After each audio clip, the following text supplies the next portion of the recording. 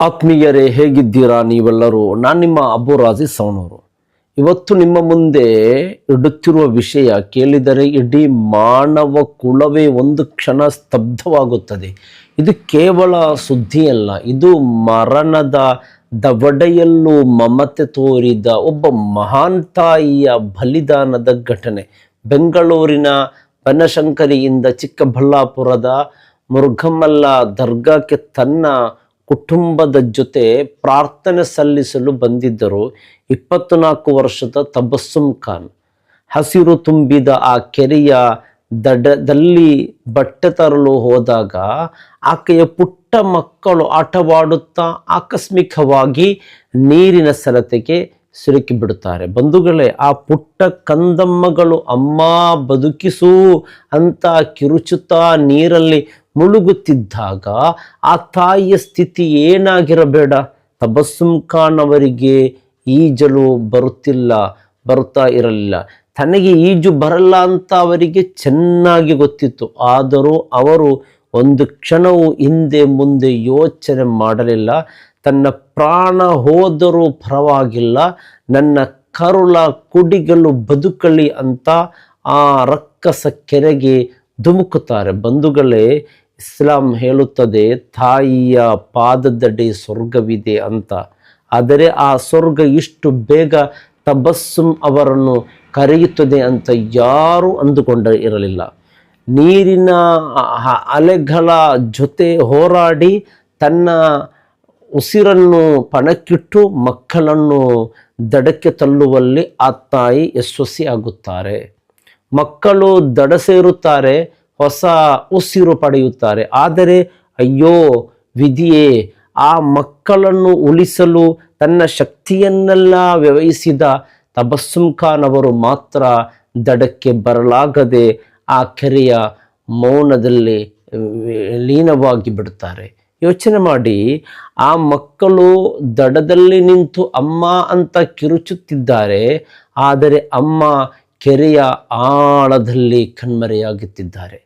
24ನೇ ವಯಸ್ಸಿನಲ್ಲೇ ತನ್ನ ಜೀವನವನ್ನೇ ತನ್ನ ಮಕ್ಕಳಿಗಾಗಿ ಸದ್ಕ ಮಾಡಿದ ಆ ತಾಯಿಯ ತ್ಯಾಗಕ್ಕೆ ಈ ಜಗತ್ತಿನಲ್ಲಿ ಬೆಲೆ ಕಟ್ಟಲು ಸಾಧ್ಯವೇ?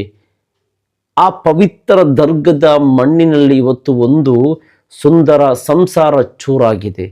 ಆ ಮಕ್ಕಳ ಅನಾಥ ಸ್ಥಿತಿಯನ್ನು ಕಂಡು ಇವತ್ತು ಇಡೀ ಕರ್ನಾಟಕವೇ ಕಣ್ಣೀರು ಹಾಕುತ್ತಿದೆ. ಬಂಧುಗಳೇ, ಆ ಕೆರೆಯ ನೀರು ಶಾಂತವಾಗಿತ್ತು, ಆದರೆ ಆ ತಾಯಿಯ ಮನಸ್ಸಿನಲ್ಲಿ ಆ ಕ್ಷಣದಲ್ಲಿ ಸುನಾಮಿಯೇ ಎದ್ದಿತ್ತು.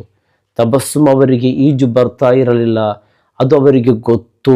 ಆದರೆ ಅಲ್ಲಾಹನ ಪವಿತ್ರ ಕುರ್ಆನ್ ಹೇಳುತ್ತದೆ, ಯಾರು ಧರ್ಮದ ಹಾದಿಯಲ್ಲಿ ಅಥವಾ ತನ್ನವರ ರಕ್ಷಣೆಗಾಗಿ ಪ್ರಾಣ ಬಿಡುತ್ತಾರೋ ಅವರು ಶಹೀದುಗಳಾಗಿರುತ್ತಾರೆ ಅಂತ.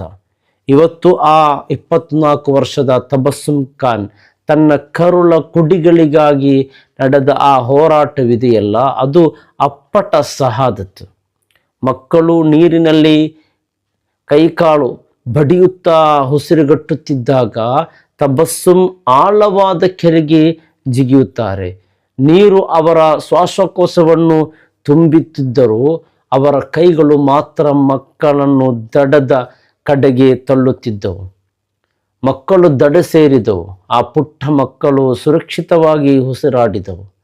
ಆದರೆ ಮಕ್ಕಳೇ, ನಿಮ್ಮನ್ನು ಬದುಕಿಸಿದ ನಿಮ್ಮ ಹೆತ್ತ ತಾಯಿ ಇವತ್ತು ಆ ಕೆರೆಯ ತಳದಲ್ಲಿ ಮೌನವಾಗಿ ಮಲಗಿದ್ದಾಳೆ. ಯೋಚನೆ ಮಾಡಿ ಬಂಧುಗಳೇ, ಆ ಮಕ್ಕಳು ದಡದಲ್ಲಿ ನಿಂತು ತಮ್ಮ ಪುಟ್ಟ ಕೈಗಳಿಂದ ನೀರನ್ನು ಬಡಿಯುತ್ತಾ ಅಮ್ಮ ಬಾರಮ್ಮ ಅಂತ ಅಳುತ್ತಿದ್ದಾರೆ. ಆ ದೃಶ್ಯ ಕಂಡ ಮುರುಘಮಲ್ಲದ ಪ್ರತಿಯೊಬ್ಬ ಭಕ್ತನ ಕಣ್ಣು ತೇವವಾಯಿತು. ಬನಶಂಕರ ಇಂದ ಪ್ರಾರ್ಥನೆ ಸಲ್ಲಿಸಲು ಬಂದ ಕುಟುಂಬ ಇವತ್ತು ಮೃತದೇಹದೊಂದಿಗೆ ತಿರುಗಬೇಕಾಯಿತು. ಅಂದರೆ ಇದಕ್ಕಿಂತ ದೊಡ್ಡ ದುರಂತ ಬೇಕೇ? ಸಹೋದರರೇ, ಇವತ್ತು ನಾವೆಲ್ಲರೂ ಒಂದು ಪಾಠ ಕಲಿಯಲೇಬೇಕಿದೆ. ಪ್ರಾರ್ಥನೆ ಸಲ್ಲಿಸಲು ಹೋಗುವ ಪವಿತ್ರ ಸ್ಥಳಗಳಲ್ಲಿ ಮಕ್ಕಳ ಬಗ್ಗೆ ಕಿಂಚಿತ್ತು ಅಸಡ್ಡೆ ಬೇಡ. ಒಂದು ಕ್ಷಣದ ಮರೆವು, ಇಂತಹ ಮಹಾನ್ ತ್ಯಾಗಕ್ಕೆ ಕಾರಣವಾಗಬಹುದು. ತಬಸ್ಸುಮ್ ಖಾನ್ ಅವರು ಇವತ್ತು ಇಡೀ ಜಗತ್ತಿಗೆ ತಾಯಿಯ ಮಮತೆ ಅಂದರೆ ಏನು ಅನ್ನುವುದನ್ನು ತೋರಿಸಿಕೊಟ್ಟಿದ್ದಾರೆ. ತನ್ನ ಜೀವನವನ್ನೇ ಮಣ್ಣು ಮಾಡಿ ಮಕ್ಕಳಲ್ಲಿ ಹೊಸ ಜೀವನ ತುಂಬಿದ ಆ ಮಹಾತಾಯಿಯ ತ್ಯಾಗ ಇತಿಹಾಸದಲ್ಲಿ ಸದಾ ಅಮರವಾಗಿರುತ್ತೆ. ಆ ಪುಟ್ಟ ಮಕ್ಕಳು ಇವತ್ತು ಅಮ್ಮ ಇಲ್ಲದ ಅನಾಥವಾಗಿದ್ದಾರೆ. ಆ ಮಕ್ಕಳ ಕಣ್ಣೀರಿಗೆ ಉತ್ತರವಿದೆ. ಆ ತಾಯಿಯ ಆತ್ಮಕ್ಕೆ ಆ ಅಲ್ಲಾಹನು ಜನ್ನತುಲ್ ಫಿರ್ದೌಸಿನಲ್ಲಿ ಉನ್ನತ ಸ್ಥಾನ ನೀಡಲಿ ಅಂತ ನಾವೆಲ್ಲರೂ ದುಆ ಮಾಡೋಣ.